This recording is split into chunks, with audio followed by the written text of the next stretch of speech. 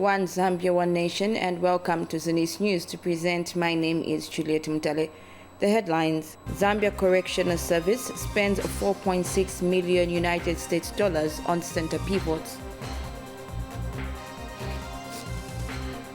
Chifubu constituency to receive 5 health facilities. Zambia integrated system to improve land administration.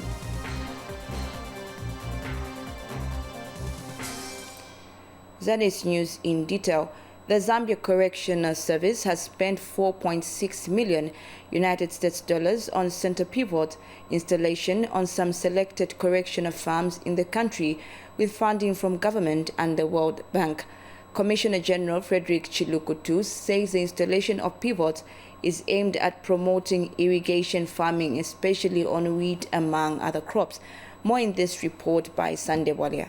Agriculture is the mainstay of the Zambia Correctional Service, hence the need to intensify farming activities in all the correctional farms dotted around some parts of the country. It is in this vein that the service, with the help of government, has invested $4.6 million to install center pivots to increase crop production. Zambia Correctional Service Commissioner General Frederick Chilukutu inspected Nansanga Correctional Farm to appreciate how the center pivots are performing. The history of this farm in this Nansanga farm block is that we acquired it somewhere around 2012. Then we went to present ourselves before the Ministry of Agriculture and World Bank so that we could get financial support to install center pivots. Here we have 9 in total. We were funded to a tune of $4.6 million to undertake this installation across the country. We have in total now at the service 27 center pivots, somewhere around an average of 80 hectares each. At this particular farm, we are putting 1,700 hectares under irrigation. And last year when we came, we gave a very strong instructions to our men that we shall not see any trees standing. We want to see the trees down and the crop up. And Sylvester Kazembe is Nansanga Farm Officer in charge. Sir, the station planted 32 hectares of maize and 200 hectares of soybeans in the 2021-2022 farming season, and we managed to harvest 2,030 by 50 kg bags of maize and 4,843 by 50 kg bags of soybeans respectively. Zambia Correctional Service Director of Agriculture, Deputy Commissioner Crispin Kaonga, explains the scope of work. Zambia Correctional Service farms are targeting to do 2,500 hectares of soybeans this season, and the larger chunk, like I've indicated, is going to come from Nansanga, where we are targeting to do the 700 hectares. Reporting for Zanis in Selenje District, Central Province, I'm Sande Walia. We move to Muchinga Province, where Provincial Minister Henry Sikazwe says repair works on some damaged portions of the Isoka Muyombe Road will commence following the release of 10 million kwacha. Mr. Sikazwe said this when he paid a courtesy call on Chief Muyombe of the Tumbuka-speaking people of Mafinga District. Jonathan Mukoka has the details. Government has released 10 million kwacha for remedial works on the deplorable state of the Isoka Muyombe Road on the stretch between Chilumbi Hills and Muyombe Village in Mafinga District of Muchinga Province. Muchinga Province Minister Henry Sikazwe disclosed this when he paid a courtesy call on Chief Muyombe of the Tumbuka people of Mafinga District at his palace. This road, Mafinga, is one of them, one of the roads in the province. We are just waiting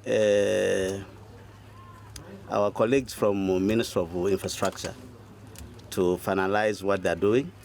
This year, we have to work on this road. Mr. Sikazwe was reacting to concerns from Chief Muyombe on the deplorable state of the Isoka Muyombe Road. Look at the nature of the road. I personally have failed to attend our meetings at Tendere 3 times because of this stretch from this small hill to that other hill. Meanwhile, Chief Muyombe says his chiefdom has mineral deposits and has called on investors to consider investing in his chiefdom. We have diamond here, we have gold here, we have coal here, we have lead here. If only it can be fully explored, you will find that this road would be more economic than other roads. We would like you to come and exhibit the minerals that you have in the area so that you attract investors.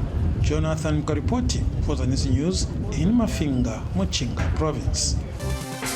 Thank you, Jonathan, for that report. In Central Province, a veterinary expert has called for regular routine of foot and mouth disease vaccinations to minimize and mitigate the effects of the disease in animals.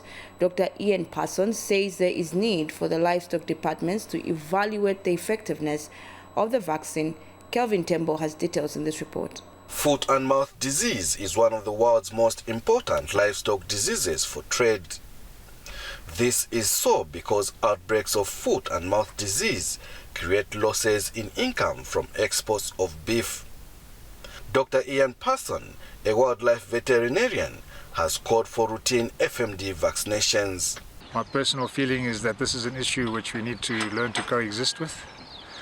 And I would like to see regular, routine blanket vaccinations using the appropriate serotypes of the FMD vaccine to minimize and mitigate the effect of the disease in the domestic herds so that economic activity can proceed and so that people's livelihoods are preserved.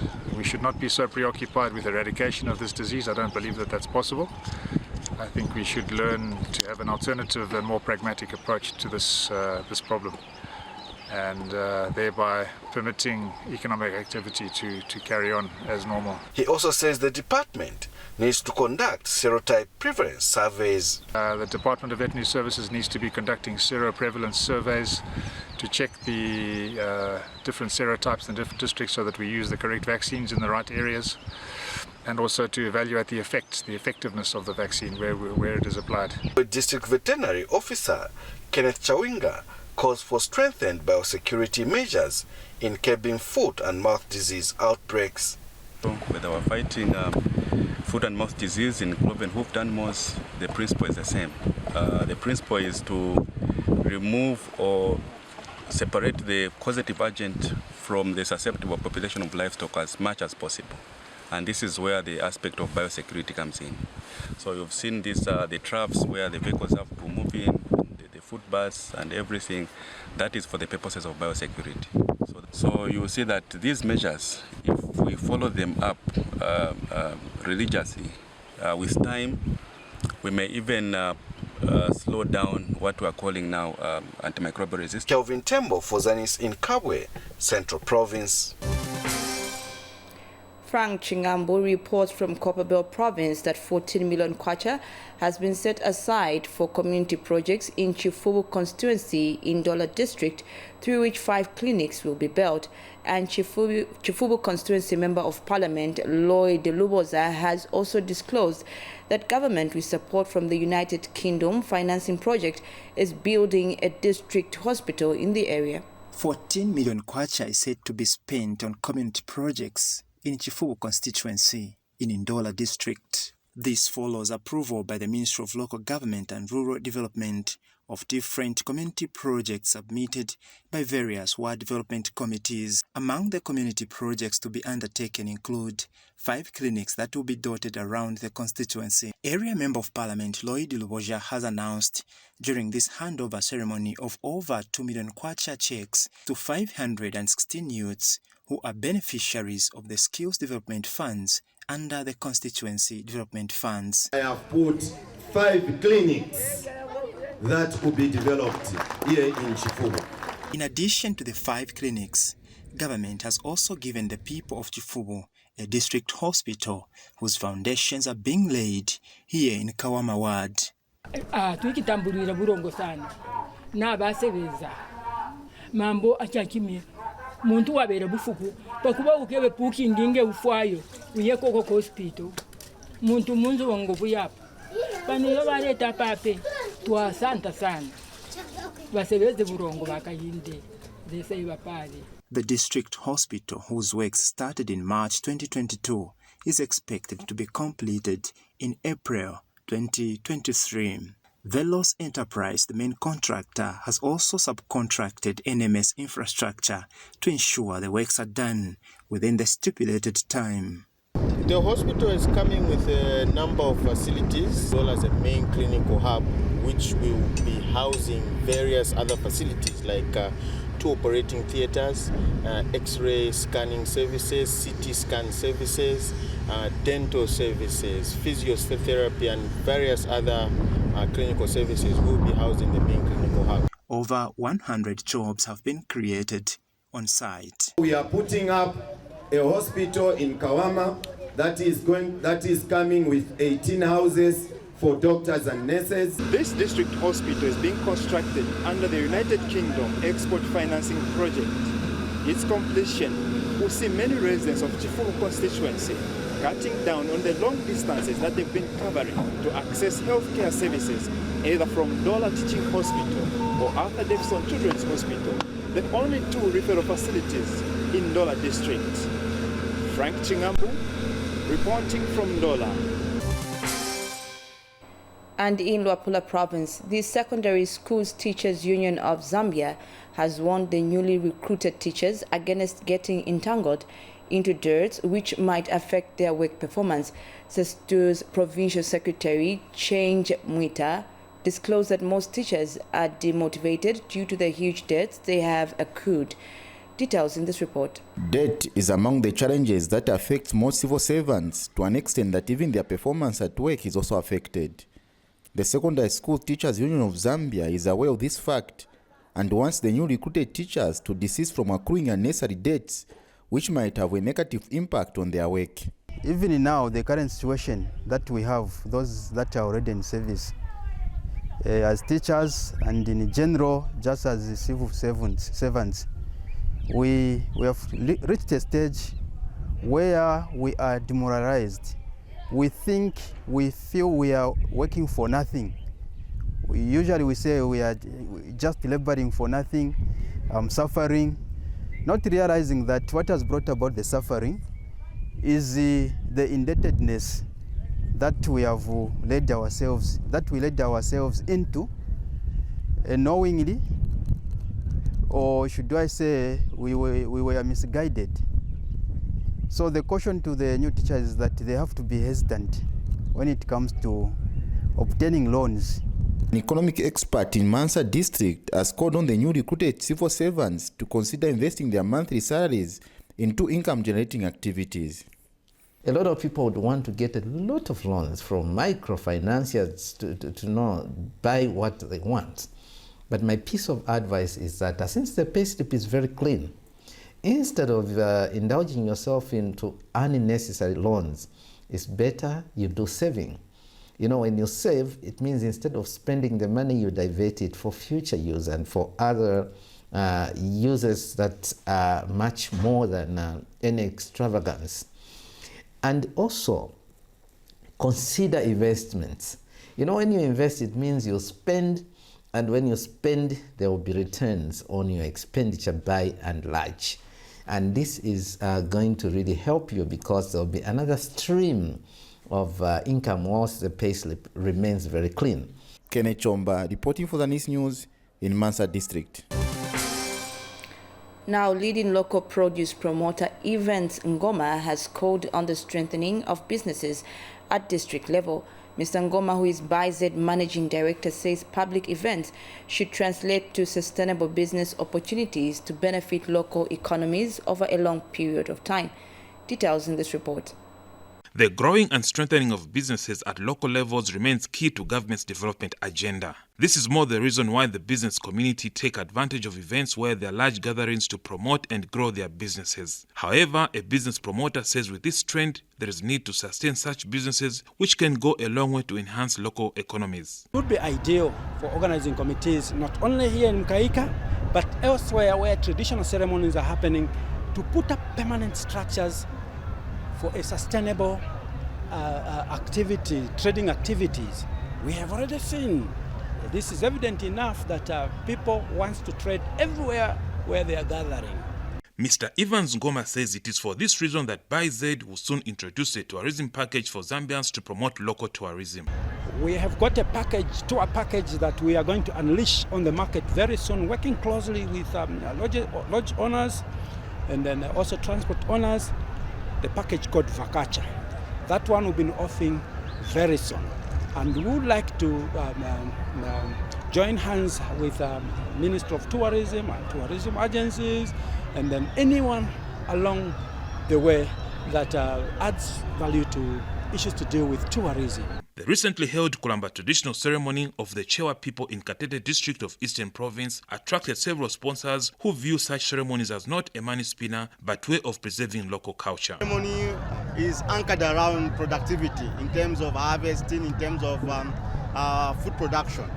So this is central to what we are doing as Synergy in terms of the business. So we thought wise that we need to plow back into the community which is supporting us. That's why we are here. For sure, such an event cannot take place without attracting stakeholders such as the corporate world, but is also an opportunity of strengthening local entrepreneurs whose businesses provide local jobs and enhance livelihoods. Branswisher reporting for Zanis in Katete district. Minister of Lands and Natural Resources Elijah Mchima says the Zambia Integrated Land Administration System, once implemented, will improve service delivery at the ministry. Mr. Mchima noted that the Zilas system, which is an online pilot program, will be rolled out to all the 10 provinces once it is launched. Jens Malumba has the details. This is the prevailing situation here at the Ministry of Lands and Natural Resources. As early as 07 hours, people are seen lining up on a daily basis to have different services, such as acquiring land title deeds, among others. But the slow pace at which this is done is not pleasing to the public. Nachisapano about 07 kiu bale chirepo senchita abantu pakuingira mukati tu kubomba kwabo kuri slow tu ichasako nkapo kabiri ya ineofaleta na sende mu 2017 kufikere lonshira tabala mpela na protein na pokafi ama pepa na batama groundness ndalipira. However, the Ministry of Finance and National Planning and Smart Zambia Institute, in collaboration with the Ministry of Lands and Natural Resources, developed a new system called the Zambia Integrated Land Administration System, ZILAS, in a bid to improve service delivery. The ZILAS system is an online pilot program which is aimed at modernizing service delivery at the ministry. At the moment, if you come here, you find queues and queues. What do those queues entail? They entail promotion of corruption. Because no one wants to be in a queue for a long time. How do we go around about it?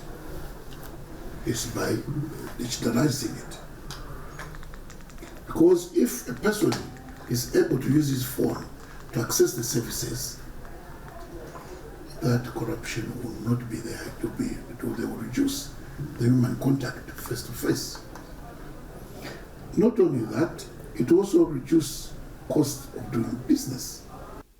The system will be rolled out to all the 10 provinces in order to improve service delivery at the ministry. This is when I've just arrived, so we hope to get more information on how to use the system. We're hoping that it can improve the service. As it is right now, it is taking quite long, I must say. Jane Simalumba Zanis in Lusaka. Still in the news, government says it has lived up to the pledge made by President Hakainde Hichilema to improve media freedom in the country, and stakeholders are happy with the media environment under the current administration. Details in the following report by Kani Mutale. Press freedom is a key ingredient required if the media is to operate effectively in disseminating information to the public. This is why the new administration has made it a priority for the Fourth Estate to work freely. On August 16, 2021, during an address to the nation after being declared the country's 7th head of state, President Hakainde Hichilema pledged to improve the media environment and guaranteed media freedom. Minister of Information and Media Chushi Kasanda believes the one-year period the current administration has been in governance demonstrates its commitment towards media freedom. In terms of the press freedom, I think we have given the people of Zambia, the journalists, and all Zambians the freedom of speech. And that is something that wasn't there in the past. I'm sure you've seen that people are able to criticize the government. They're even able to criticize individual ministers. And none of them are being arrested for doing that. We've seen a lot of fake stories on social media and all that. We have given them that opportunity to speak. But all we want to see is people to be factual. So we have given them that opportunity, we've given them the editorial independence, and what we are expecting from our people is to be responsible. And stakeholders have commended government efforts towards press freedom. We've also seen that the government is calling for law reforms. These law reforms entail that even laws that are inimical, that are not good for the media, they can also be reformed. So it is up to us, the media now, come up with proposals and submit to the Law Development Commission on which laws we feel are not good for the media. We are hoping that the political will can extend. As we have seen, the President himself, the Minister of Information and Media, they have on several occasions categorically stated that they do not want any media violations. Even yesterday we were launching a book called the Legal Handbook. The PS actually stated that any attack on the media is unacceptable to the UPND government. Mtalakani for Zanis News in Lusaka. Chief Mporokoso of Mporokoso District has commended World Vision Zambia for transforming the lives of the people in the district. World Vision Zambia has invested in development interventions over the past 15 years of its operation in the area. Helen Walia has the rest of the story. As the World Vision Mporokoso program comes to an end after 15 years of providing its services, the NGO has transformed the lives of the communities as over 10,000 people now have access to clean water following the setting up of 2 water mechanized systems and construction of Kambobe Health Post, among other projects. World Vision Zambia invested over $5 million United States dollars for the development interventions, which included capacity building, infrastructure development in water and sanitation, schools and health facilities. World Vision National Director, who was represented by Kenny Sondoi at the Mporokoso Area Program closure ceremony, underscores some successes scored. We have heard of the construction of a medical facility. In the area of water and sanitation, we have constructed, drilled water wells, water mechanized systems, rehabilitated non-functioning boreholes. And Chief Mporokoso of the Bemba people advised these subjects to safeguard the infrastructure constructed by World Vision. The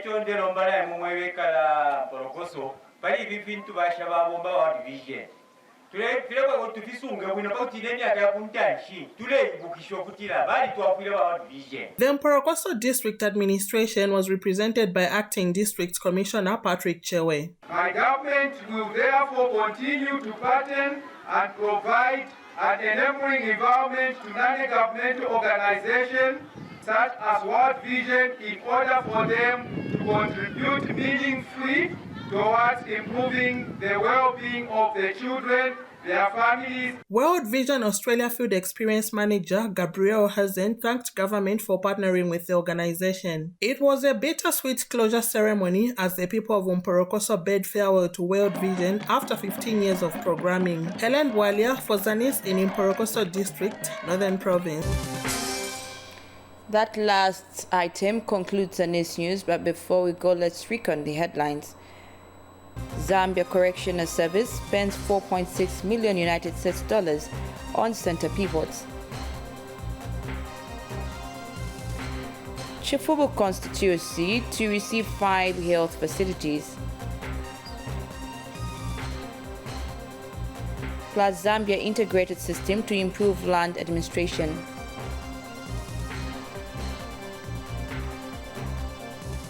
Thank you very much for staying with us. My name is Juliet Mutale. Now remember, we are one Zambia, one nation. Bye-bye.